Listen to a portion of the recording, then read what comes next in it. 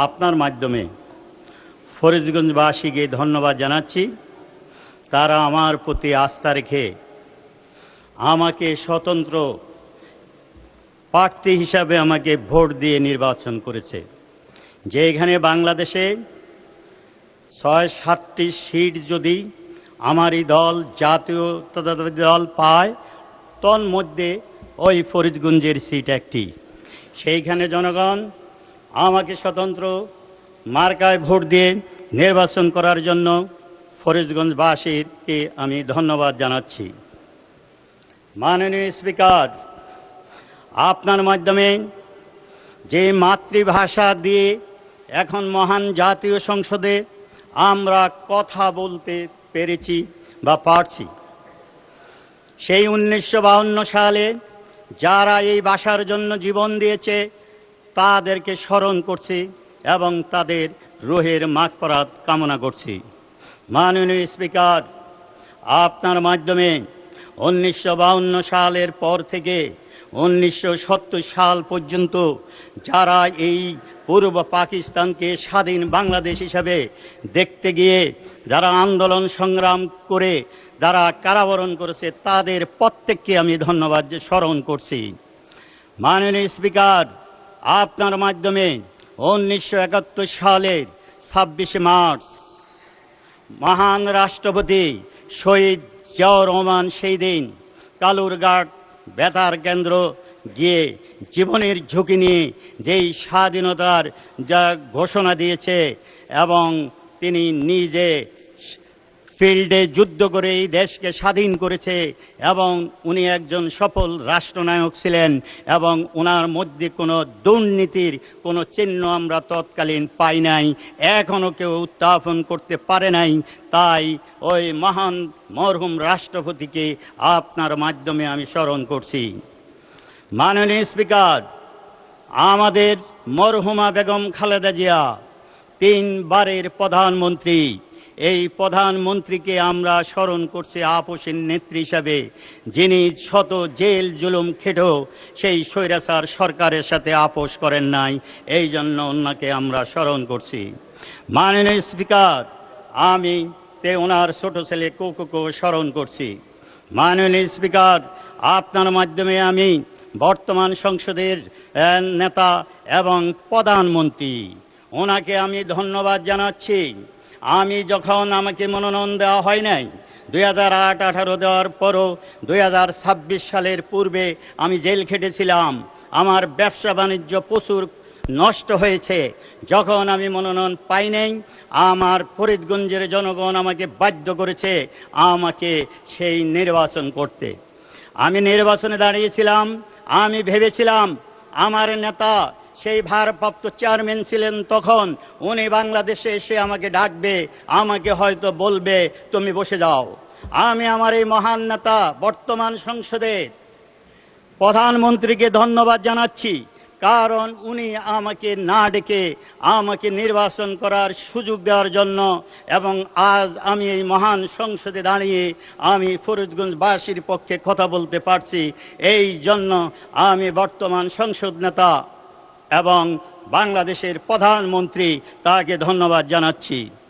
মাননীয় স্পিকার, আমি আপনার মাধ্যমে ধন্যবাদ জানাচ্ছি বর্তমান প্রধানমন্ত্রীকে এই জন্য, যিনি স্বৈরাচার সরকারের দ্বারা, ফ্যাসিস্ট সরকার দ্বারা উনি আক্রান্ত হয়েও সুদূর যুক্তরাজ্যে অবস্থান করো এই বাংলাদেশের জনগণকে ভুলেন নাই। ওইখানে থেকে উনি নেতৃত্ব দিয়েছেন এবং এই ফ্যাসিস্ট সরকারকে 2024 সালের যারা জীবন দিয়েছে তাদের সাথে একসাথ হয়ে নেতৃত্ব দিয়ে এই দেশের ফ্যাসিস্ট সরকারকে উনি বিতাড়িত করেছেন। মাননীয় স্পিকার, আপনার মাধ্যমে আমি তারেক সাহেবকে, বর্তমান প্রধানমন্ত্রীকে ধন্যবাদ জানাচ্ছি, কারণ উনি যখন বাংলাদেশে এসেছেন উনি বলেছেন উনি এই দেশকে উনি মনে প্রাণে ভালোবাসেন। উনি 17 বছর দেশের বাইরে থেকে দেখেছি, বাংলাদেশে এসে উনি এই বাংলার মাটি আগে হাত দিয়ে ছুঁয়েছে এবং বাংলার মাটির প্রতি উনি স্মরণ রেখেছেন। মাননীয় স্পিকার, আপনার মাধ্যমে আমি এখন ফরিদগঞ্জের অনেকগুলি সমস্যার কথা বলবো, যেহেতু ফরিদগঞ্জের ভাষী আমাকে ভোট দিয়ে পাঠিয়েছেন এবং আপনার মাধ্যমে প্রধানমন্ত্রী যেহেতু নেই সিটে, ওনাকে আমি অনুরোধ করব ওনার সমস্ত মন্ত্রীবর্গদেরকে যেন উনি নির্দেশ দেয় আমরা বিমাতা সুলভ আচরণ যেন কোনো মন্ত্রী আমাদের সহিত না করে, কারণ জনগণ আমাদেরকে পাঠিয়েছে এইখানে কাজ করার জন্য। আমরা জনগণের পক্ষে কাজ করতে যাব, আমরা নিজের জন্য কোনো কাজ করতে যাব না। তাই সরকারি দলের মতো আমরা যে স্বতন্ত্র 7 জন হয়েছি বা 6 জন যাই, তাদেরকে যেন সমমূল্যায়ন করেন, নতুবা এই 2024 সালে এই ছাত্ররা আন্দোলন করতে গিয়ে তাদের বুকের তাজা রক্ত বিলিয়ে দিয়ে বৈষম্য নিরসনের জন্য তারা জীবন দিয়েছে এবং এই বৈষম্য যদি রাখা হয় তাহলে এই মহান জাতীয় সংসদে এসে আমাদের কোনো লাভ হবে না। মাননীয় স্পিকার, আপনার মাধ্যমে আমি যেই ছাত্ররা শুধু বৈষম্য নয় এবং মেধাভিত্তিক জন্য তারা আন্দোলন করেছে, তারা বুকের তাজা রক্ত বিলিয়ে দিয়েছে, তাদের প্রতি স্মরণ করি এবং যারা বেঁচে আছেন তাদেরকে যেন সরকারিভাবে চিকিৎসা করে তারা যেন দ্রুত আরোগ্য লাভ করতে পারে, এই জন্য আমি তাদেরকে প্রতি যেন সরকারি দল যেন দেখে, এই জন্য তাদেরকে আমি বলছি। মাননীয় স্পিকার, আপনার মাধ্যমে আমি ফরিদগঞ্জের বিভিন্ন রাস্তাঘাট, হসপিটাল, টেকনিক্যাল কলেজ, গ্যাস কিছুই নেই, রাস্তাঘাট সামান্য আছে, তাই এই রাস্তাঘাট যেন করো। মাননীয় স্পিকার, ধন্যবাদ মাননীয় সদস্য। 1 মিনিট। ধন্যবাদ স্পিকার, ফরিদগঞ্জের সমস্যার মধ্যে হসপিটাল, 31 সদস্য বিশিষ্ট হসপিটাল ছিল, ওটা 50 সদস্য বিশিষ্ট হসপিটাল হয়েছে 2024 সালে, কিন্তু কার্যকরী হয় নাই। এই ফরিদগঞ্জে 7 লাখ জনতা, এই 7 লাখ জনতার জন্য এখন 100 শয্যা বিশিষ্ট হসপিটাল প্রয়োজন। তাই এইখানে স্বাস্থ্যমন্ত্রী যেন এটার প্রতি যেন দৃষ্টি দেয়। মাননীয় স্পিকার, আমার ফরিদগঞ্জের চতুর্পাশে গ্যাস আছে, কিন্তু ফরিদগঞ্জে কোনো গ্যাস নাই। যদি সেইখানে গ্যাস দেওয়া হয় তাহলে বেকার সমস্যা সমাধানের জন্য আমরা শিল্প ইন্ডাস্ট্রি করতে পারি এবং বেকার সমস্যার সমাধান হবে। মাননীয় স্পিকার, আমি আজকে একটি রাস্তার কথা উল্লেখ করেছি এবং কিছুক্ষণ পূর্বে সড়ক মন্ত্রীকে অনুরোধ করেছি আমার ওই রাস্তাটুকু যেন অতি দ্রুত করা হয়। মাননীয় স্পিকার, আপনার মাধ্যমে। ধন্যবাদ মাননীয় সদস্য। রাজশাহী 5 আসন থেকে নির্বাচিত মাননীয় সংসদ সদস্য জনাব অধ্যাপক নজরুল ইসলাম আলোচনায় অংশগ্রহণ করবেন। অধ্যাপক নজরুল ইসলাম, আপনার সময় 7 মিনিট। ধন্যবাদ। বিসমিল্লাহির রহমানির রহিম। মাননীয় স্পিকার, আপনাকে আমাকে কথা বলার সুযোগ দেওয়ার জন্যে ধন্যবাদ দিচ্ছি। মাননীয় স্পিকার, আপনার সঙ্গে আমার একটা আবেগ জড়িত। আমার একমাত্র সন্তান ব্যারিস্টার আবু বকর সিদ্দিক সুপ্রিম কোর্টে প্র্যাকটিস করে এবং আপনাদের সঙ্গে আন্দোলন করতে যেয়ে বিশেষ করে সে কুখ্যাত বিচারপতি মানিক মিয়ার ইজলাসে দেশরত্রী বেগম খালেদা জিয়ার কটূক্তি করার সেই মামলা আমার ছেলে আসামি হয় এবং কারাগার নিক্ষেপ হয়। মাননীয় স্পিকার, আমি পুঠিয়া রাজশাহী 56 পুঠিয়া দুর্গাপুর থেকে আমি নির্বাচিত হয়েছি। মাননীয় স্পিকার, এখানে আমাকে প্রায় 80,000 ভোটের ব্যবধানে আমাকে আমার এলাকার লোকজন আমাকে সংসদে পাঠিয়েছে। মাননীয় স্পিকার, আমাকে এই সংসদে আসার জন্য বারবার 3বার আমাকে মনোনয়ন দেওয়া হয়েছে, 8, 18 এবং সর্বশেষ 26 সালে। মাননীয় স্পিকার, আমি 8 সালে কথা একটু বলি। 8 সালে 1,08,800 ভোট পেয়েও কিন্তু আমরা সংসদে আসতে পারিনি, কারণ ওই নির্বাচন ছিল কারচুপি নির্বাচন। ভোটের পার্সেন্টেজ ছিল 54.50। মাননীয় স্পিকার, আমার বড় ভাই আব্দুল সাত্তার মণ্ডল, উনি এই মহান সংসদের 2 বার সাংসদ ছিলেন।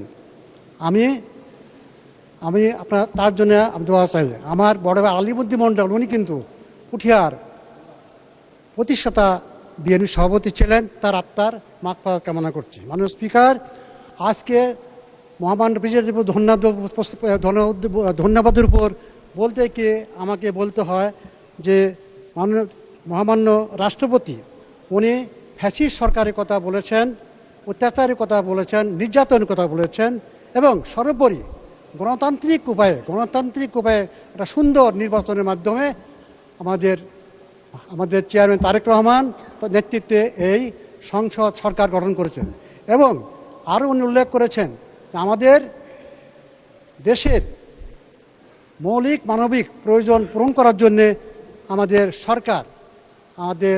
বিএনপি সরকার যেসব কর্মসূচি হাতে নিয়েছে সেগুলো কথা উল্লেখ করেছেন মাননীয় স্পিকার। সুতরাং এইসব কারণে আমি তাকে ধন্যবাদ দিই। আবার উনি আরও উল্লেখ করেছেন সার্কের কথা। উনি সার্কের প্রয়োজনীয়তা এবং সার্ককে আবার গতিশীল করার কথা বলেছেন মাননীয় স্পিকার। আমাদের মহামান্য প্রেসিডেন্ট উনি শহীদ প্রেসিডেন্ট জিয়াউর রহমানের কথা অবদানের কথা বলেছেন, দেশনেত্রী বেগম খালেদার কথা বলেছেন। আমি এখানে বলতে চাই মাননীয় স্পিকার, শহীদ প্রেসিডেন্ট জিয়ার পরিবারের সঙ্গে এদেশের সার্বভৌম এবং একটা মানচিত্র জড়িত। মানচিত্র দেখা যায় যে শহীদ প্রেসিডেন্ট জিয়াউর রহমান একটা এই দেশের সার্বভৌম মানচিত্রের একটা ছিলেন। মাননীয় স্পিকার, এই মানচিত্রকে অনেকবার আঘাত করা হয়েছে, এই মানচিত্রকে আঘাত করা হয়েছে। এই আঘাতকে আমাদের শহীদ প্রেসিডেন্ট জিয়ার পরিবার কিন্তু রক্ষা করে। মাননীয় স্পিকার, আমি ছাত্র ইউনিয়ন করতাম। আমি 1969 সালে গণ আন্দোলন, আমি 1971 সালের মুক্তিযুদ্ধ সহ অন্যান্য যেসব আন্দোলনগুলো হয়েছে মাননীয় স্পিকার, আমার সব দেখার এবং অংশগ্রহণ করার সৌভাগ্য হয়েছে মাননীয় স্পিকার। আমি 1971 সাল, 1975 সাল,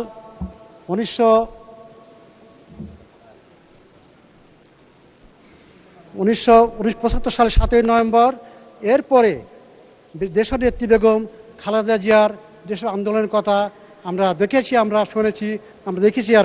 এই আন্দোলন কিন্তু আসলে এগুলো প্রমাণ যে একমাত্র শহীদ প্রেসিডেন্ট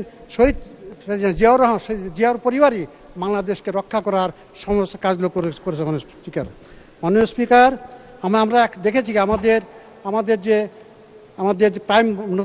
প্রাইম মিনিস্টার উনি কি করেছেন। উনি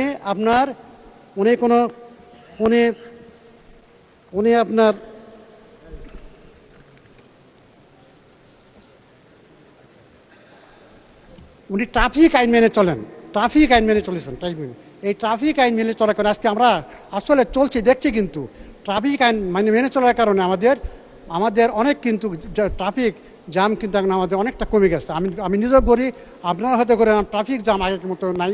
আগে ছিল ঘন্টায় 4 কিলো চলতো। এই ট্রাফিক আইন মেনে পর থেকে আমরা দেখি এখন ঘন্টায় 5 কিলো চলে মাননীয় স্পিকার। এইগুলো হচ্ছে আমাদের প্রধানমন্ত্রীর যে উনি যা বলেছিলেন যে আমি আমাদের হযরত মুহাম্মদ সাল্লাল্লাহু আলাইহি ওয়াসাল্লাম ওনার ন্যায়পরায়ণতার ভিত্তিতে আমরা দেশ চালাবো, এগুলো কিন্তু তার প্রমাণ মাননীয় স্পিকার। আমি আরও বলতে চাই যে আমাদের এলাকার কথা একটু বলি যে পুঠিয়া দুর্গাপুর উনি আমাদের শহীদ প্রেসিডেন্ট জিয়া রহমান অনেকবার গেছেন, 2 বার গেছেন, এবং দেশনেত্রী বেগম খালেদা কয়েকবার গেছে। সুতরাং পুঠিয়া দুর্গাপুরের মাটির সঙ্গে আমাদের জিয়া পরিবারের স্মৃতি বিজড়িত অনেক আছে। এখানে আমি একটু উল্লেখ করতে চাই আমাদের পুঠিয়া রাজবাড়ি সম্পর্কে।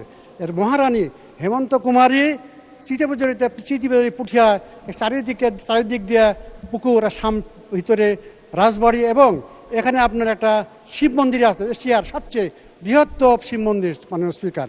এখানে যদি আমরা অনেক আমরা যখনই যাই আমরা আমাদের নির্বাচনী যে প্রার্থী যে সরকার যখনই গেছে এখানকার প্রার্থীরা কিন্তু আপনার এই পুঠিয়াকে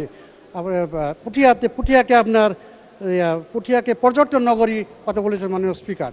আমরা চাই যে পুঠিয়া যদি এটাকে পর্যটন নগরী হিসাবে দেওয়া হয় বলা হয় ইয়ে করা হয় এখানে হাজার হাজার মানুষ এখানে আপনার হাজার হাজার টাকা ইনকাম হবে এবং বেকার সমস্যার সমাধান হবে মাননীয় স্পিকার। সুতরাং আমরা চাই এই যে এটা আমরা এখানে মাননীয় পর্যটন মন্ত্রী উনি এখানে হয়তো উপস্থিত আছেন এখানে।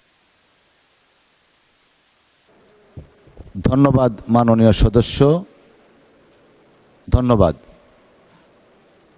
1 মিনিট, জি 1 মিনিট আপনাকে দেওয়া হলো। মাননীয় স্পিকার, আমরা চাই যে পুঠিয়াকে একটা পর্যটন নগর হিসাবে গড়ে তুলতে পারলে এখানে বহু বেকার সমস্যার সমাধান হবে এবং আমাদের অনেক রাজস্ব আয় হবে। মাননীয় স্পিকার, আমি আবারও সর্বশেষ দুর্গাপুরের দুর্গাপুরের থেকে বহু মাছ ঢাকায় আসে, মাছের অধিকাংশ কিন্তু চাহিদা পুঠিয়া দুর্গাপুর থেকে আপনি এখানে হয়। মাননীয় স্পিকার, এখানে যদি আপনার কোনো সুন্দর একটা বিশুদ্ধ পানি দিয়ে মাছ উৎপন্ন করে বিদেশি রপ্তানি করলে কিন্তু আমাদের অনেক আমাদের ইনকাম হয়। মাননীয় স্পিকার, আমি মৎস্য বিভাগকে এই কথা বলে আমি আমার বক্তব্য শেষ করছি। মাননীয় স্পিকার, সবাইকে ধন্যবাদ। ধন্যবাদ মাননীয় সদস্য। আলোচনায় অংশগ্রহণ করবেন মানিকগঞ্জ 1 আসন থেকে নির্বাচিত মাননীয় সংসদ সদস্য জনাব S.A. জিন্না কবির। মাননীয় ডেপুটি ধন্যবাদ। স্পিকার, আপনাকে ধন্যবাদ। রাষ্ট্রপতির ভাষণের উপর ধন্যবাদ জ্ঞাপন উপলক্ষে কথা বলতে দাঁড়িয়েছি। সর্বপ্রথম মাননীয় রাষ্ট্রপতি স্বৈরাচারের খাঁচা থেকে বেরিয়ে এসে, আমি সময়টা উল্লেখ করিনি, 7 মিনিট আপনার সময়। স্বৈরাচারের খাঁচা থেকে বেরিয়ে এসে ওনার ভাষণে উনি স্বীকার করেছেন বিগত সরকার একটি স্বৈরাচার সরকার ছিলেন। উনি স্বীকার করেছেন বাংলাদেশের স্বাধীনতা যুদ্ধের ঘোষক শহীদ প্রেসিডেন্ট জিয়াউর রহমান। উনি স্বীকার করেছেন ওনার ভাষণে এই বাংলাদেশটাকে গণতান্ত্রিক রাষ্ট্র হিসাবে প্রতিষ্ঠা করার জন্য যিনি তার জীবনের শেষ দিনটি পর্যন্ত এই বাংলাদেশের মাটি মানুষের জন্য উৎসর্গ করে গিয়েছেন, আমাদের গণতন্ত্রের মা বেগম খালেদা জিয়ার অবদানকে স্বীকার করেছেন। উনি স্বীকার করেছেন বিগত 17টি বছর গণতন্ত্রের জন্য যে লড়াই, গণতন্ত্রের জন্য যে সংগ্রাম, সেই সংগ্রাম একটি মাত্র ভোটের অধিকার, এই বাংলাদেশের 18 কোটি মানুষের পা ফাটা মানুষের সারা 5 বছরে একটি ভোটের অধিকার, সেই ভোটের অধিকার ফিরিয়ে আনার জন্য হাজার হাজার মানুষ জীবন দিয়েছে। সেই ভোটের অধিকারকে ফিরিয়ে আনার জন্য যার নেতৃত্বে আমরা আজকে একটি গণতান্ত্রিক সরকার প্রতিষ্ঠা করতে পেরেছি, সেই বিপ্লবী প্রধানমন্ত্রী তারেক রহমানকে উনি স্বীকার করে নিয়েছেন। এজন্য আমি ওনাকে আমার পক্ষ থেকে এবং বাংলাদেশের আপামর জনগণের পক্ষ থেকে আমি রাষ্ট্রপতিকে ধন্যবাদ জানাচ্ছি। ওনার ভাষণের প্রতি ওনার প্রতি ধন্যবাদ জানাচ্ছি। স্বৈরাচারের খাঁচা থেকে বেরিয়ে এসে যখন গণতন্ত্রের জন্য লড়াই করবেন, গণতন্ত্রের কথা স্বীকার করবেন, তখন এই বাংলাদেশের গণতন্ত্রমনা মানুষের পক্ষ থেকে তাকে অভিনন্দন এবং ধন্যবাদ জানানোটাই সমুচিত বলে আমি মনে করি। এবার আমি মহামান্য স্পিকারের মাধ্যমে আমি একটি নতুন জিনিস তুলে ধরতে চাই। আমি অনেক বক্তব্য শুনেছি, অনেক বিপ্লবীর কথা শুনেছি, অনেক সংগ্রামী নেতাকে দেখেছি। আমার মনে হয় একটি বিষয় আজকের এই মহান সংসদে যারা উপস্থিত রয়েছেন, অনেক গবেষক রয়েছেন, অনেক লেখক রয়েছেন, অনেক চিন্তাবিদ রয়েছেন, তাদের উদ্দেশ্যে আমি একটি কথা তুলে ধরতে চাই। আজকে ভাবুন, বাংলাদেশের স্বাধীনতা উত্তর 55 বছরে এই বাংলাদেশে তিনটি স্বৈরাচারের জন্ম হয়েছে। প্রথম স্বৈরাচার স্বাধীনতা যুদ্ধের ঘোষণা দিয়ে যুদ্ধের ময়দানে জীবন বাজি রেখে যিনি এই স্বাধীনতা এনে দিয়েছেন, সেই শহীদ প্রেসিডেন্ট জিয়াউর রহমানের স্বাধীনতা যুদ্ধের সমাপ্তির পরে পশ্চিম পাকিস্তান থেকে নিরাপদে বিমানে বাংলাদেশের মাটিতে নেমে যিনি প্রথম স্বৈরাচার হিসাবে নিজেকে প্রতিষ্ঠা করেছিলেন, সেই শেখ মুজিব। উনি বাংলাদেশের এই হাউজে মাত্র 3.5 মিনিটের মাথায় গণতন্ত্র, 7.5 কোটি বাঙালির চাওয়া পাওয়া এবং গণতন্ত্রকে ধ্বংস করে দিয়ে বাকশাল গঠন করেছিলেন। অর্থাৎ এক দেশ, এক নেতা, এক দল, অর্থাৎ কারো কথা বলার অধিকার ছিল না। গণতন্ত্রকে হত্যা করে উনি বাকশাল তৈরি করে এই বাংলাদেশের স্বাধীনতা এবং গণতন্ত্রের বিরুদ্ধে অবস্থান নিয়ে প্রথম স্বৈরাচারের ভূমিকা নিয়েছিলেন শেখ মুজিব। দ্বিতীয় স্বৈরাচার হিসাবে যিনি এসেছিলেন, তার ইতিহাস আপনারা সবাই জানেন, স্বৈরাচার এরশাদ, যার নামের আগে আমরা স্বৈরাচার হিসাবে আখ্যা দিয়ে তাকে বলি স্বৈরাচার এরশাদ। তিনি 9টি বছর এই দেশটা পরিচালনা করেছেন বন্দুকের নল দিয়ে। সেই স্বৈরাচারের পরে সর্বোপরি গত 15 বছর এই বাংলাদেশের মানুষের, প্রতিটি মানুষের হৃদয়কে ক্ষত বিক্ষত করে দিয়ে, দেশের স্বাধীনতা বিপন্ন করে দিয়ে, দেশের মানুষের গণতান্ত্রিক অধিকার হরণ করে, বিনা ভোটে, দিনের ভোট রাত্রে করে এই বাংলাদেশটাকে ধ্বংসের দ্বার প্রান্তে পৌঁছে দিয়ে এই বাংলাদেশ থেকে পালিয়ে যেতে বাধ্য হয়েছেন সেই শেষ স্বৈরাচার শেখ হাসিনা। ভেবে দেখুন, বারবার স্বৈরাচারের জন্ম হয়েছে, আর বারবার একটি পরিবার থেকে বিপ্লবীর জন্ম হয়েছে। বিপ্লবী শহীদ প্রেসিডেন্ট জিয়াউর রহমান নিজের জীবনকে বাজি রেখে যুদ্ধের ঘোষণা দিয়ে এই বাংলাদেশের মাটিকে স্বাধীনতা করেছিলেন। বিপ্লবী বেগম খালেদা জিয়া 9 বছর আন্দোলন সংগ্রাম করে এরশাদকে পদত্যাগ করতে বাধ্য করে গণতন্ত্রকে রক্ষা করেছিলেন। বিপ্লবী তারেক রহমান 15টি বছর হাজার মাইল দূরে বসে থেকে এই বাংলাদেশের মানুষের গণতান্ত্রিক অধিকার, এই বাংলাদেশের মাটির স্বাধীনতা, এই বাংলাদেশের প্রত্যেকটি নাগরিকের কথা বলার অধিকার এবং বেঁচে থাকার অধিকারকে ফিরিয়ে আনার জন্য উনি যে বিপ্লবের নেতৃত্ব দিয়েছেন, সেই বিপ্লবে বাংলাদেশের 18 কোটি মানুষ তার ডাকে রাজপথে স্বৈরাচার হাসিনার বুলেটের সামনে দাঁড়িয়ে জীবন দিয়েছে, সংগ্রাম করেছে, হরতাল করেছে, অবরোধ করেছে, মানববন্ধন করেছে, অনশন করেছে। তারই একটি বিপ্লবের সফল সমাপ্তি, সফল বিজয় 2024-এর 5ই আগস্ট। ভেবে দেখুন, একটা পরিবার থেকে 3টি বিপ্লবীর জন্ম হয়েছে, আর স্বাধীনতা উত্তর 55 বছরে এই বাংলাদেশে বারবার স্বৈরাচারের জন্ম হয়েছে। আমরা কি কখনো ভেবে দেখেছি এই জিয়া পরিবারের এই বাংলাদেশের অবদান? এই জিয়া পরিবার এই বাংলাদেশটাকে রক্ষা করার জন্য তাদের প্রত্যেকটি পরিবারের সদস্য বিপ্লবী হয়ে উঠেছে, এবং তাদের অবদানে আজকে আমরা এই সংসদে দাঁড়িয়ে মুক্তভাবে কথা বলতে পারছি, কথা বলার অধিকার ফিরিয়ে দিয়েছে। কাজে আমার আহ্বান থাকবে, যারা গবেষণা করেন, যারা ইতিহাস লেখেন, তাদের প্রতি আহ্বান, আসুন আমরা এই জিয়া পরিবারের 3টি বিপ্লবীকে নিয়ে গবেষণা করি, তাদের কীর্তি, তাদের সৃষ্টি, তাদের এই আন্দোলন সংগ্রামকে আমরা লিপিবদ্ধ করে রাখি, যাতে আমাদের আগামী দিনের ভবিষ্যৎ, আগামী দিনে যারা এই দেশ পরিচালনা করবে, তাদের কাছে যেন আমরা তুলে ধরতে পারি জিয়া পরিবারের এই বাংলাদেশটাকে গড়ে তোলার জন্য তাদের যে অবদান, তাদের যে ত্যাগ, সেই ত্যাগকে আমরা যেন সারা জীবন আমাদের আগামী দিনের প্রজন্ম স্মরণ করতে পারে। পরিশেষে আমি সবাইকে অভিনন্দন এবং শুভেচ্ছা জানাচ্ছি, এবং আমার নির্বাচনী এলাকা অত্যন্ত প্রান্তিক এলাকা। এই এলাকার দুঃখ দুর্দশার কথা কখনোই 6 মিনিটে বলে শেষ করা যাবে না। ভবিষ্যতে যদি আমি কখনো সুযোগ পাই, আমার এলাকার সাধারণ মানুষের কথা তুলে ধরার চেষ্টা করব। মাননীয় ডেপুটি স্পিকার, আপনাকে ধন্যবাদ। ধন্যবাদ মাননীয় সদস্য।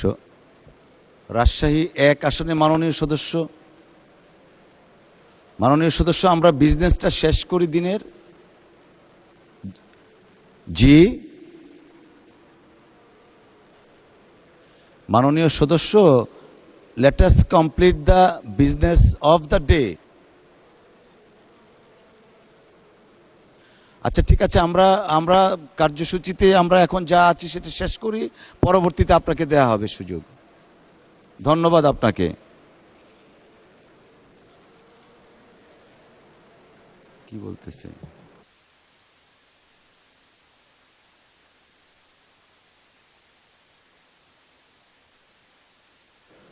মাননীয় সদস্য, আমরা তো একটা বিজনেসের মাঝামাঝিতে আছি। আপনার যদি কোনো কিছু বলার থাকে, let us finish this business, তারপরে আপনি দয়া করে বলবেন। অনুগ্রহ করে একটু বসুন প্লিজ। আলোচনায় অংশগ্রহণ করবেন ঠাকুরগাঁ 2 আসন থেকে নির্বাচিত মাননীয় সংসদ সদস্য জনাব মোহাম্মদ আব্দুস সালাম। জনাব মোহাম্মদ আব্দুস সালাম, আপনার 7 মিনিট সময়, 7 মিনিট। ধন্যবাদ। বিসমিল্লাহির রহমানির রহিম। আমাকে কথা বলার সুযোগ দেওয়ার জন্য ধন্যবাদ মাননীয় স্পিকার। আমি আমার বক্তব্য শুরুতেই শ্রদ্ধার সাথে স্মরণ করছি স্বাধীনতার ঘোষক, বহুদলীয় গণতন্ত্রের প্রবক্তা এবং আমাদের হৃদয়ের দল, প্রাণের দল, জাতীয় দলের প্রতিষ্ঠাতা এবং যিনি মাথার চুল থেকে নখ পর্যন্ত সৎ মানুষ ছিলেন, তিনি শহীদ প্রেসিডেন্ট জিয়াউর রহমানকে আমি আরও শ্রদ্ধার সাথে স্মরণ করছি। আমাদের আপসীন নেত্রী, পরপর 3 বারের সফল প্রধানমন্ত্রী দেশনেত্রী বেগম খালেদা জিয়াকে আমি শ্রদ্ধার সাথে স্মরণ করছি। জনাব আরাফাত রহমানকে, যিনি আজকে এই আধুনিক যুগেও বিনা চিকিৎসায় মৃত্যুবরণ করেছেন। আমি শ্রদ্ধার সাথে স্মরণ করছি 30 লক্ষ শহীদ এবং 2 লক্ষ মা বোনদের যারা ইজ্জত নষ্ট করা হয়েছে 1971 সালে, তাদের সবাইকে শ্রদ্ধার সাথে স্মরণ করছি এবং আমি পরম করুণাময়ের কাছে তাদের রুহের মাগফিরাত কামনা করছি এবং আল্লাহ যেন তাদেরকে ব্যস্ত নসিব করেন। মাননীয় স্পিকার, আমি এই সুযোগে আমি এলাকার মানুষ, ঠাকুরগাঁ 2 আসনের প্রতিটি মানুষকে ধন্যবাদ জানাতে চাই এবং কৃতজ্ঞতা স্বীকার করছি যে তারা আমাকে ভোট দিয়ে আজকে এই মহান সংসদে কথা বলার সুযোগ করে দিয়েছেন। মাননীয় স্পিকার, আজকে আমি আমার বক্তব্যের শুরুতেই আমাদের প্রেসিডেন্ট যে বক্তব্য দিয়েছেন এই সংসদে, যে বক্তব্য আমরা 17 বছর থেকে দিয়েছিলাম, এদেশের পেশাজীবীরা, এদেশের রাজনীতিবিদরা, এদেশের ছাত্র জনতা, আমরা বলেছিলাম শেখ হাসিনা একটি স্বৈরাচারী সরকার এবং এই সরকারের পতন হওয়া উচিত। উনি স্বীকার করেছেন যে শেখ হাসিনা স্বৈরাচারী সরকার ছিলেন এবং ফ্যাসিস্ট সরকার ছিলেন। উনি স্বীকার করেছেন স্বাধীনতার ঘোষক শহীদ প্রেসিডেন্ট জিয়াউর রহমানকে। উনি স্বীকার করেছেন আমাদের দেশ নেত্রী খালেদা জিয়ার অবদান এই দেশের গড়ার জন্য। আমি আজকে এই মুহূর্তে সেই জন্য তাকে ধন্যবাদ দিতে চাই। আজকে এই সুযোগে আমি আপনাদের সামনে আমার ঠাকুরগাঁ 2 আসন একটি অবহেলিত অঞ্চল, প্রত্যন্ত সীমান্তবর্তী এলাকা। আপনারা জানেন আমার এলাকায় 18টি ইউনিয়ন নিয়ে গঠিত। আজকে বিশ্ব স্বাস্থ্য দিবস, তাই আমি আমার এলাকার মানুষের স্বাস্থ্যে এবং চিকিৎসা সেবার জন্য প্রথম কথা বলতে চাই। আজকের স্লোগান ছিল স্বাস্থ্যসেবায় বিজ্ঞান এবং সুরক্ষিত সকল প্রাণ, এবং ইংরেজিতে ছিল together for health, stand with science. মাননীয় স্পিকার, আমি এমন একটি এলাকায় বাস করি যেটা ঢাকা থেকে 400 কিলোমিটার দূরে, এবং আমার এই এলাকায় 1984 সালে আমার উপজেলা বালিয়াডাঙ্গিতে একটি হাসপাতাল তৈরি করা হয়েছিল এবং হরিপুরে আরেকটি হাসপাতাল করা হয়েছিল, সেটাও 1984 সালে।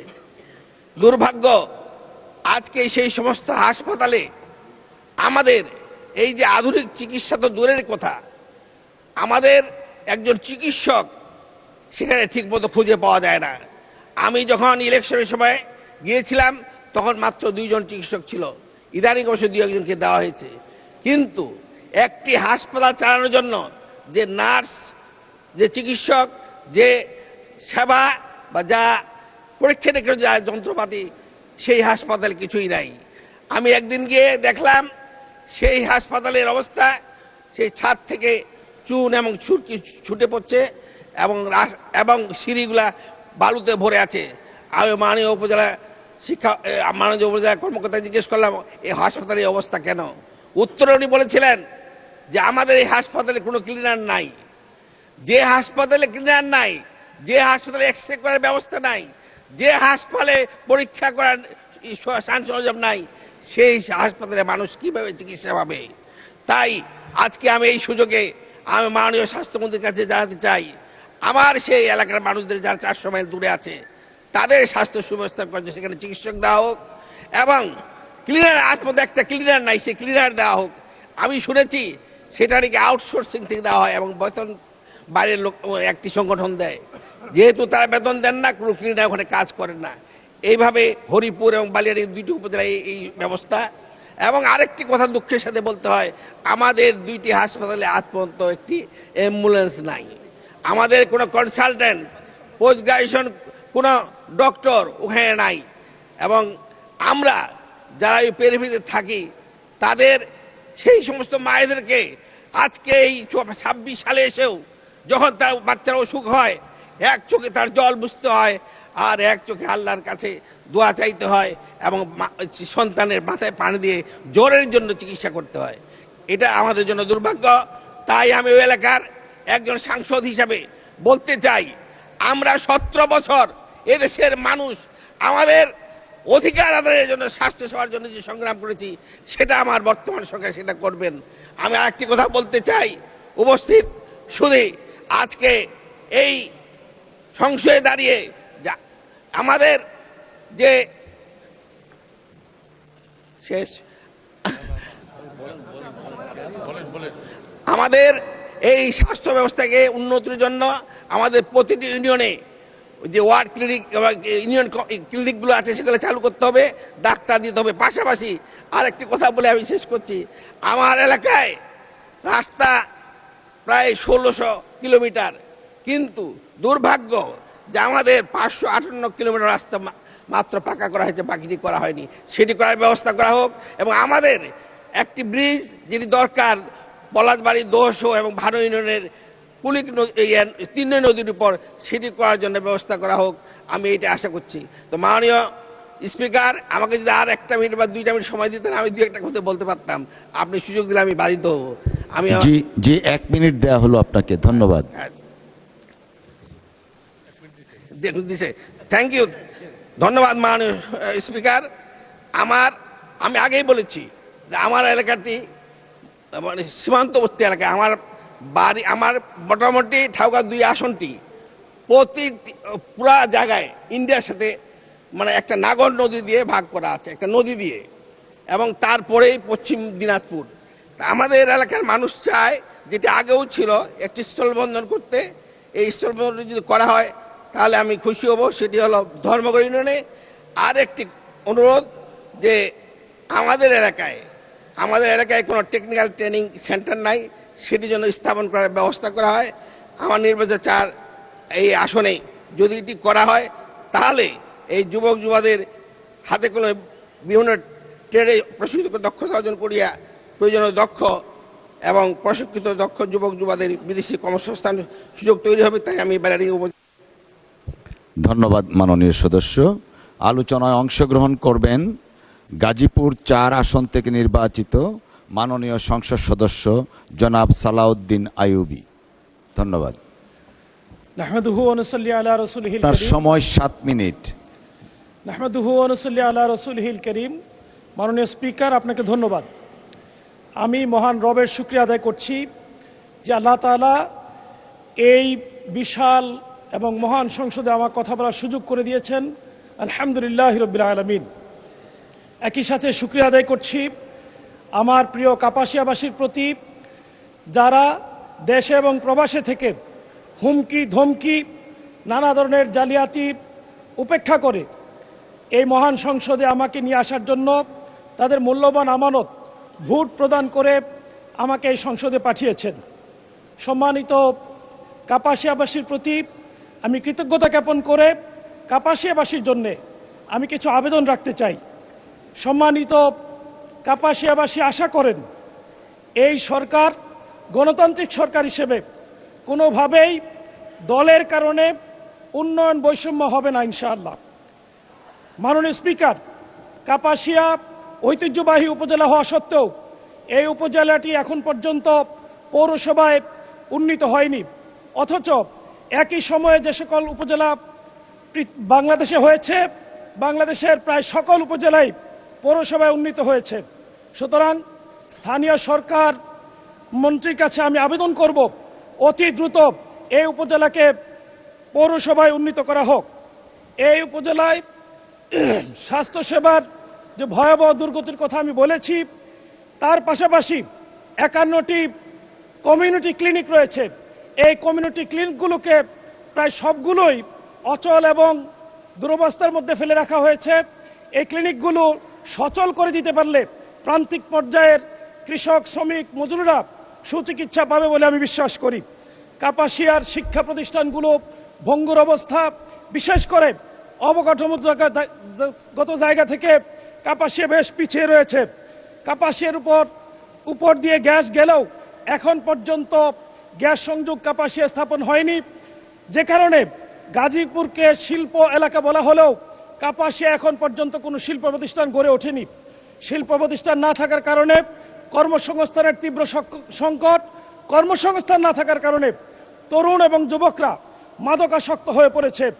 এই মাদকের ভয়াল আক্রমণের শিকার হয়ে তারা চুরি, ছিনতাই, রাহাজানি এবং ডাকাতিতে মত্ত হয়ে উঠেছে। মাননীয় স্বরাষ্ট্রমন্ত্রীর কাছে আমি বিশেষভাবে আবেদন রাখতে চাই, কাপাসিয়া সহ শিল্প অঞ্চলগুলোতে মাদক নিয়ন্ত্রণে বিশেষ অভিযান যেন পরিচালনা করে থাকে। কাপাসিয়ায় 1742 কিলোমিটার রাস্তার মধ্যে এখন পর্যন্ত প্রায় 1160 কিলোমিটার রাস্তা কাঁচা রাস্তা, যে কারণে বৃষ্টি হওয়ার সময় সেখান দিয়ে চলাচল মানুষের জন্য দুর্বিষহ হয়ে ওঠে। আমি স্থানীয় সরকার মন্ত্রীর কাছে এই কাপাসিয়ার জন্য বিশেষ বরাদ্দের আহ্বান জানাচ্ছি। সম্মানিত কাপাসিয়াবাসী প্রত্যাশা করেন, কাপাসিয়ার একমাত্র ব্রিজ যেটি শীতলক্ষা নদীর উপর প্রতিষ্ঠিত হয়েছিল, তৈরি হয়েছিল 2005 সালে, উদ্বোধন হয়েছিল তৎকালীন প্রধানমন্ত্রী বেগম খালেদা জিয়ার মাধ্যমে। সেই ব্রিজটি তখন থেকেই টুলের আওতায় রয়েছে। এখন পর্যন্ত সরকারি কোষাগারে নির্মাণ ব্যয়ের প্রায় 4 গুণের বেশি টাকা জমা হওয়ার পরও এখন পর্যন্ত এই টুল চলমান আছে। এখন এই শীতলক্ষা ব্রিজের টুল কাপাসিয়াবাসীর জন্য গলার কাটা হয়ে দাঁড়িয়েছে। নতুন করে 2টি ব্রিজের দাবি আমি করছি কাপাসিয়াবাসীর পক্ষ থেকে। মাননীয় স্পিকার, রানীগঞ্জ এবং সন্মানিয়ার ঘাটে নতুন একটি ব্রিজের কাজ চলমান রয়েছে। দুর্নীতির কারণে এই ব্রিজের চলমান কাজটি নির্ধারিত সময় থেকে 3 বছর পেরিয়ে গেলেও এখন পর্যন্ত সম্পন্ন করা হয়নি। সুতরাং আমি দাবি করব অতি দ্রুত বিশেষ ব্যবস্থায় এই ব্রিজটি কাজ সম্পন্ন করা হোক। মাননীয় স্পিকার, ফেসিবাদের বৈশিষ্ট্য ছিল তারা যা বলতো তারা তা করতো না। বিএনপির 31 দফার শুরু থেকে তারা বলে আসছিল তারা সংস্কার চায়। বিএনপির যে নির্বাচনী ইশতেহার রয়েছে, ইশতেহারের পরতে তারা সংস্কারের কথা বলেছে। যেই জুলাই সনদের ভিত্তিতে এখন তারা কথা বলে, এই জুলাই সনদ যে ঐক্যমত্য কমিশনের মধ্য দিয়ে তৈরি হয়েছে, সে ঐক্যমত্য কমিশন তৈরি হয়েছিল 5টি সংস্কার কমিশনের মধ্য দিয়ে। সব জায়গায় সংস্কারের কথা বলে আজকে তারা বলছে তারা সংস্কার চায় না। বিএনপি আজকে যে গণভোটকে অস্বীকার করে, গণভোটের রায়কে অস্বীকার করছে, পদে পদে গণভোটের পক্ষে তারা কথা বলেছে। গণভোট ঘোষণা হওয়ার পর, গণভোটের তারিখ ঘোষণা হওয়ার পর সরকার পক্ষ তৎকালীন সরকারকে নানাভাবে অভিনন্দন জানিয়েছিল। গণভোটের পক্ষে বর্তমান মাননীয় প্রধানমন্ত্রী ভোট চেয়েছেন, মানুষকে নানাভাবে এই গণভোটের পক্ষে উৎসাহিত করেছেন। এখন ঘোষণা করা হচ্ছে এই গণভোট অবৈধ। সম্মানিত কাপাসিয়াবাসী সহ আমরা দেশবাসীর পক্ষ থেকে আহ্বান জানাতে চাই, ফেসিবাদী আচরণ পরিহার করে দেশের মানুষের পক্ষে গণভোটের রায়কে মেনে নিয়ে অতি দ্রুত জুলাই সংস্কারকে বাস্তবায়নের দিকে এগিয়ে নিয়ে যাওয়া হোক।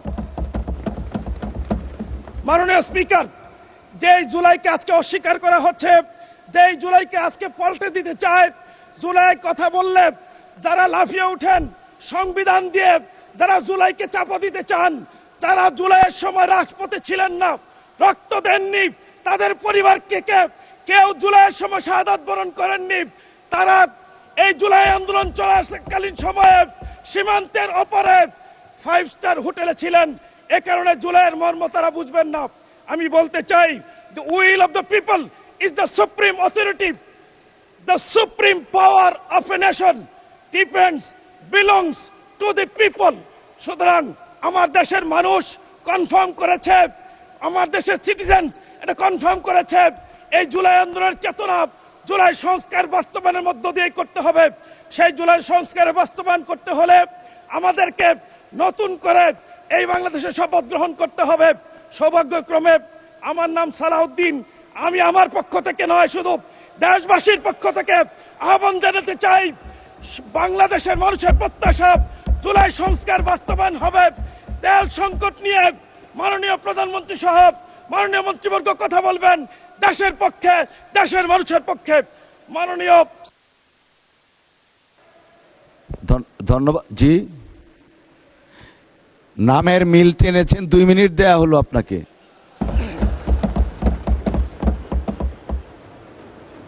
মাননীয় স্পিকার, আপনাকে ধন্যবাদ। মাননীয় স্পিকার, আমি তেল সংকটের জন্য আমি ভাড়া একটা গাড়ি ব্যবহার করতাম। এই সংসদে আসার জন্য এসেছিলাম, ভেবেছিলাম ঢাকায় এসে তেল পাবো। আমি আমার একা তেল না পেয়ে এখানে এসেছি। 8টি পাম্প ঘুরে তেল না পেয়ে যখন গাড়ি রেখে লোকাল গাড়িতে করে আমি সংসদে এসেছি, সেদিন মাননীয় তেল মন্ত্রী একটি তেল সমৃদ্ধ বিবৃতি প্রদান করে বলেছেন বাংলাদেশে নাকি তেলের সংকট নাই। আমি আশ্চর্য হয়েছি। আমি নিজে ঘুরেছি, আমি কি দেখে আসলাম, আর এখানে এসে কি শুনলাম। এখান থেকে বেরিয়ে আমি প্রায় গাজীপুর থেকে নিয়মিত আমি বাসে করে এখানে সংসদে আসি। আমি এখানে রাতের বেলা তেল না পেয়ে আমার গাড়ি রেখে লোকাল গাড়িতে করে 3 ঘন্টায় গাজীপুর গিয়েছি। জায়গায় জায়গায় দেখেছি তেলের জন্য লাইন, তেলের জন্য হাজারি, আর বলা হচ্ছে তেল নাকি নাই। এটা অনেকটা সেরকম তেলের নাকি সংকট নাই। সম্মানিত কাপাসিয়াবাসী, একইভাবে তেলের জন্য বারবার দাঁড়িয়ে আছে। আমি জোর দাবি জানাচ্ছি, সরকার এই সংকটকে মেনে নিবে, এই সংকট উত্তরণে দ্রুত ব্যবস্থা গ্রহণ করবে। এই বিষয়টি এরকম অনেকটা কাগজে আছে, গোয়ালে নাই। মাননীয় মন্ত্রীর কাগজে বারবার বলেন কোনো সংকট নাই, কিন্তু সংকটের কারণে দেশ আজ বিপর্যস্ত। সর্বশেষ সম্মানিত এলাকাবাসীর পক্ষ থেকে আমি আবারও দাবি জানাতে চাই, স্বাস্থ্য ব্যবস্থার উন্নতির জন্য বিশেষভাবে আমাদের উপজেলা স্বাস্থ্য কেন্দ্রকে 50 থেকে 100 শয্যা উন্নীত করবে। এই প্রত্যাশা রেখে আমি শেষ করছি। মাননীয় স্পিকার, আপনাকে ধন্যবাদ। ধন্যবাদ মাননীয় সদস্য। এ পর্যায়ে আলোচনায় অংশগ্রহণ করবেন শরীয়তপুর 1 আসন থেকে নির্বাচিত মাননীয় সংসদ সদস্য জনাব সাইদ আহমেদ। জনাব সাইদ আহমেদ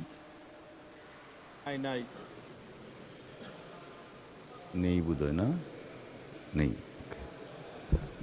সম্ভবত উনি হাউজে নেই। আলোচনায় অংশগ্রহণ করবেন কুমিল্লা 9 আসন থেকে নির্বাচিত মাননীয় সংসদ সদস্য জনাব মোহাম্মদ আবুল কালাম। আপনার সময় 8 মিনিট। ধন্যবাদ। বিসমিল্লাহির রহমানির রহিম। মাননীয় স্পিকার, আমাকে এই মহান সংসদে কথা বলার সুযোগ দেওয়ার জন্য আপনাকে ধন্যবাদ জানাচ্ছি। আমি গভীর শ্রদ্ধা ও কৃতজ্ঞতার সঙ্গে স্মরণ করছি মহান স্বাধীনতার ঘোষক, বহুদলীয় গণতন্ত্রের প্রবর্তক, বাংলাদেশি জাতীয়তাবাদের স্থপতি শহীদ রাষ্ট্রপতি জিয়াউর রহমানকে। আমি একই সঙ্গে বিনম্র শ্রদ্ধা জানাই আপসহীন নেত্রী, গণতন্ত্রের পথিক, দেশ নেত্রী, 3 বারের প্রধানমন্ত্রী, জনমানুষের আশা আকাঙ্ক্ষার প্রতিচ্ছবি গণতন্ত্রের মা বেগম খালেদা জিয়াকে এবং বাংলাদেশের রাষ্ট্রের জন্মলগ্ন থেকে আজ পর্যন্ত গণতন্ত্র, স্বাধীনতা ও সার্বভৌমত্ব রক্ষার আত্মোৎসর্গকারী সকল শহীদদের প্রতি জানাই গভীর শ্রদ্ধা। ধন্যবাদ জানাচ্ছি মাননীয় প্রধানমন্ত্রীকে আমাকে দানের শেষ প্রতিজ্ঞা নির্বাচন করার সুযোগ দানের জন্যে। মাননীয় স্পিকার, আপনাকে ধন্যবাদ জানাচ্ছি মাননীয় রাষ্ট্রপতি ভাষণের উপর আমাকে বক্তৃতা দেওয়ার সুযোগ দান করার জন্যে আমি মাননীয় রাষ্ট্রপতিকে আন্তরিক ধন্যবাদ জানাতে চাই। তিনি অতীতের স্বৈরাচারী সরকারের দীর্ঘ ১.৫ দশকের অপশাসন দুর্নীতির চিত্র এই সংসদে অত্যন্ত সুস্পষ্টভাবে উপস্থাপন করেছেন। পাশাপাশি ২০২৪ সালের ঐতিহাসিক জুলাই গণ অভ্যুত্থানকে যথাযোগ্য মর্যাদা ও সম্মানের সঙ্গে স্মরণ করেছেন। আমি ধন্যবাদ জানাচ্ছি আমার নির্বাচনী এলাকায় ২৫৭ কুমিল্লা ৯ লাকসাম এবং মনোহরগঞ্জের সর্বস্তরের জনগণকে আমাকে বিপুল ভোটের ব্যবধানে নির্বাচিত করিয়া এই মহান সংসদে পাঠানোর জন্য। মাননীয় স্পিকার, আমার নির্বাচনী এলাকা কুমিল্লা ৯ লাকসাম মনোহরগঞ্জ উপজেলাটি গঠিত একটি সুবিশাল এলাকা। তার মধ্যে মনোহরগঞ্জ উপজেলাটি প্রতিষ্ঠিত হয় ২০০৪ সালে আমাদের প্রিয় নেত্রী দেশনেত্রী বেগম খালেদা জিয়ার হাত ধরে। বিএনপি সরকারের হাত ধরে ২০০৫ সালে এই প্রশাসনিক কর্মকাণ্ড শুরু হয়। তারপর থেকে অদ্যাবধি মনোহরগঞ্জ উপজেলাটি অবকাঠামোগত উন্নয়ন, রাস্তাঘাট, ব্রিজ, কালভার্ট, শিক্ষা প্রতিষ্ঠান এবং স্বাস্থ্য খাতে কোনো ধরনের উন্নয়ন সাধন করা হয় নাই। মাননীয় স্পিকার, মনোহরগঞ্জ শান্তিরহাট একটা মাত্র রাস্তা, যে রাস্তাটি জিলাপির প্যাচের মতো। মাননীয় স্পিকার, এখান থেকে এই মনোহরগঞ্জে ৫ থেকে ৫.৫ লক্ষ লোক ঢাকা আসতে হলে এই মনোহরগঞ্জ থেকে খিলা রাস্তা হলো ৯ কিলোমিটার। মাননীয় স্পিকার, এই ৯ কিলোমিটার রাস্তা তারা পাড়ি দিতে হলে তারা অটো এবং হুন্ডা ছাড়া অন্য কোনো বাহন নাই। রাস্তার দৈর্ঘ্য হলো কোথাও ১২ ফিট, কোথাও ৮ ফিট, এবং যেহেতু রাস্তাটি অনেক বাঁকা, সেই জন্য এখানে আসতে সময় লাগে ৪০ থেকে ১ ঘন্টার মতো। তারপরে নোয়াখালী রাস্তা, খিলাবাজার থেকে লাকসাম হয়ে লাকসাম বাস হয়ে ঢাকা। শাহরাস্তির মানুষ যদি, আমার মনোহরগঞ্জের মানুষ যদি ঢাকা আসতে চায়, তাহলে তাকে ৭ থেকে ৮ ঘন্টা সময় অতিবাহিত করতে হয়। সেজন্য আমার মাননীয় স্পিকার, আপনার মাধ্যমে আমার স্থানীয় সরকার মন্ত্রী, আমাদের প্রিয় নেতা নিকট আমাদের আকুল আবেদন, আমাদের রাস্তাটি এই মনোহরগঞ্জ খিলা এবং মনোহরগঞ্জ থেকে শান্তিরহাট, একটা পূর্ব দিকে একটা পশ্চিম দিকে, মোট 18 কিলোমিটার রাস্তা যদি 4 লেন বিশিষ্ট করা হয়, তাহলে আমাদের এই মানুষ উপকৃত হবে, জলা অঞ্চলের মানুষ। এবং আমরা এখান থেকে আমাদের এলাকায় আমরা শিল্প, কলকারখানা, ব্যবসা বাণিজ্য আমরা গড়ে তুলতে পারবো। মাননীয় স্পিকার, এটা হলো আমার নির্বাচনী ওয়াদাও ছিল। আমার এই মানুষদেরকে আমি এই হাইওয়ের মাধ্যমে ঢাকার সাথে লিঙ্ক আপ করব। তার বাহিরে আমরা আমাদের শান্তিরহাট থেকে চিতোষী হয়ে মুজাফরগঞ্জ আরেকটি রাস্তা, মাননীয় স্পিকার, এখানে রোডস অ্যান্ড হাইওয়েজের রাস্তা। এটা 1992 সালে আমাদের সরকারের আমলে এটা 20 ফিট চওড়া রাস্তা ছিল। আজকে সেই রাস্তা ন্যারো হতে 8 ফিট 10 ফিট। এখান দিয়ে কোনো বাস বা কোনো ধরনের যানবাহন চলাচল করার উপযোগী না। আর মাননীয় স্পিকার, আমি আপনাকে বলতে চাই, আমাদের লাকসাম উপজেলার স্বাস্থ্যকেন্দ্রটি 50 বেড, এটা 1965 সালে এটা প্রতিষ্ঠিত হয়। লাকসাম উপজেলা এই স্বাস্থ্যকেন্দ্রটি দীর্ঘ উন্নীত হয়, মানে 1965 সালে এখানে প্রতিদিন 1000 থেকে 1200 রোগী হয়। এখানে আমাদের যন্ত্রপাতি আছে, কিন্তু আমাদের নতুন কোনো ভবন নাই। আমাদের যে ভবনটি আছে সেটা জরাজীর্ণ এবং এটা ইতিমধ্যেই ব্যবহারের অনুপযোগী ঘোষণা করা হয়েছে। এবং মনোহরগঞ্জ একটি 30 বেডের হসপিটাল আছে, যেখানেও প্রতিদিন 700 থেকে 800 রোগী যাওয়া আসা করে। এখানে এই হসপিটালটিকে আমরা 30 থেকে 50 বেডে উত্তীর্ণ করার জন্য আমি আপনার মাধ্যমে সংশ্লিষ্ট মন্ত্রণালয়ে অনুরোধ জানাচ্ছি। লাকসাম মডেল থানা, মাননীয় স্পিকার, লাকসামকে বলে কত লাকসাম কত বাতি। সেই লাকসামে যে থানাটা, সেই থানার আমাদের সিপাহী ওসিদের থাকা বা আধুনিক কোনো থানার কোনো ভবন নাই।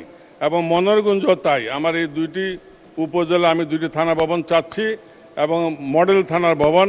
পাশাপাশি আমাদের লাকসামে যেই ওসি সাহেবের যেই গাড়িটি ছিল 5ই আগস্টের সময় আন্দোলনের সময় নাঙ্গলকোটের এই এমপি সাহেব আমার পাশে আছে, এই এমপি মহোদয়কে ধার দেওয়ার কারণে সেখানে আগুন দিয়ে সেই গাড়িটিকে বশীভূত করা হয়। আমি আমার দুইটি উপজেলা দুইটি থানার জন্য দুইটি গাড়ি আপনার মাধ্যমে উপহার চাচ্ছি মাননীয় স্পিকার। মাননীয় স্পিকার, আপনাকে আমি আরও বিনয়ের সহিত বলতে চাই, আমাদের যে লাকসাম মনোহরগঞ্জ যে ডাকাতিয়া নদী, সাথে শাহরাস্তি, হাজীগঞ্জ, চাঁদপুর, এরা এই নদী দীর্ঘদিন যাবৎ খনন না করার কারণে এখানে বেদখল হয়ে গেছে। আমাদের ইতিমধ্যে আমাদের এই 31 দফায় খাল এবং নদী খনন কর্মসূচি আছে।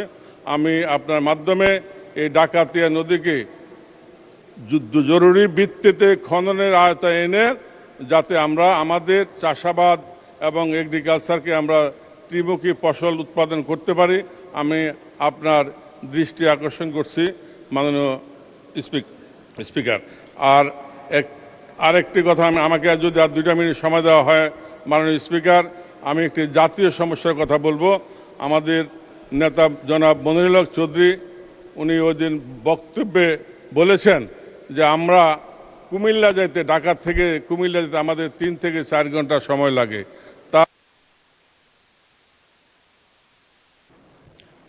ধন্যবাদ মাননীয় সদস্য। আচ্ছা, ঠিক আছে, 2 মিনিট দেওয়া হলো আপনাকে। ধন্যবাদ মাননীয়